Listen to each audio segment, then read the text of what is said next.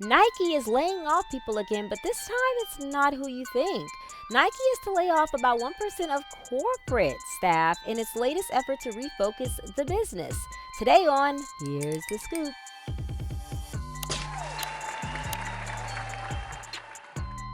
Today's article comes from CNBC, and Nike is planning to lay off less than 1% of its corporate staff. All right, so this is serious business. So Nike's planning to another round of layoffs as part of CEO's Elliott Hill's efforts to realign the business and get back to its growth. But it's not going to be the people in the factories. It's actually going to be 1% or less than 1% of its corporate staff. But it's unclear how many jobs will be impacted. Nike's EMEA and Converse business will not be impacted. Quote, as we shared in Q4 earnings, Nike Inc. is in the midst of a realignment.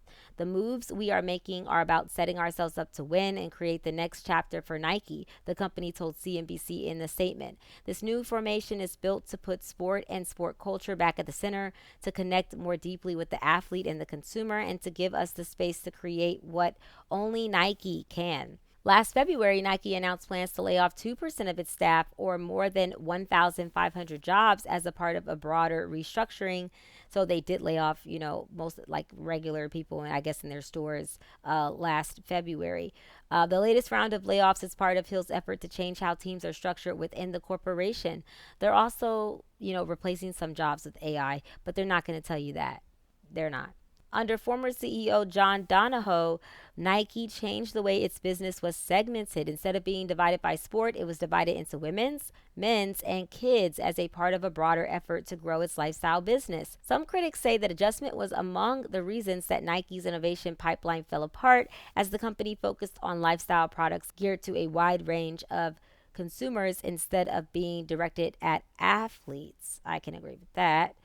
Hill, a longtime Nike veteran, is now undoing that work, so the business is squarely focused on sports and culture. After Hill shared his vision in June, leaders were identified in July to head the new teams, the company said, adding a, quote, small number of staff will depart as a result of the shifts. So they're basically consolidating, because they are not going to try to reach every single person anymore. They're only going after sports and culture and the athletes, okay? In a memo to staff, Nike said as a part of the changes, some staff will take on a new position or level, report to a new manager, or join a new team. He's also, again, not going to say if AI took some of these jobs.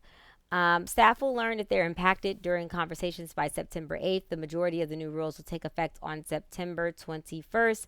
Quote, to make space for these conversations, corporate employees based in an office location in the U.S. and Canada will work remotely next week, unless otherwise informed by your leader, the memo said.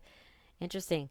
So I'm going to scroll down here. So instead of a men's, women's, and kids construct, Nike, Jordan, and Converse teams will now come to work every day with the mission to create the most innovative and coveted product, footwear, apparel, and accessories for the specific athletes that they serve.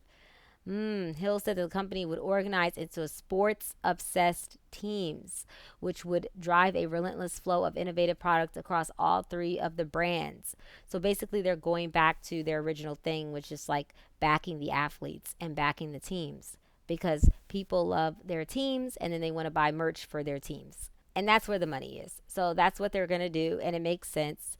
What do you guys think about this article? Let me know below in the comments. Do you really think that they're moving people into new positions, or you think some of these jobs are going to be taken by AI? I think some of these jobs are going to be taken by AI. I also think they probably are moving people into new positions. But this is just a sign of the times. Nike, again, a lot of these brands, they've stretched themselves so thin trying to get all the money that they can, being greedy for their shareholders. But now they're realizing that a lot of this has backfired because they've lost their mission for their original brand, and now they're trying to go back to it. And I think that's good, because at the end of the day, people who love their sports teams, they will buy the merch. But everybody's not always going to buy a Nike just because it's a new color, or because of rappers with the Nike. That's not really selling. What really sells is the Jordans. Remember, Michael Jordan sold the heck out of those shoes, right? Until this day, till this day, it's like a multi-billion dollar shoe, period. I mean, how much money it's made over the decades. So again, that was from one guy. Like, that was an athlete, a mega athlete, and that's really where the money is. And I think they're realizing, like, we've got to go back to, you know, the sponsorships, the brands, and going after the teams. And if everybody who loves Nike that isn't a sports person, they're going to buy Nike regardless, right? But we've got to remind the sports people that we're number one in the sports, and we're backing your favorite team, and come buy our merch over like Adidas or over Puma or other shoe brands. So it makes sense to me. Let me know what you guys think about this, if it makes sense to you. And I can't wait to read your comments. Thank you for listening, and I will see you next time.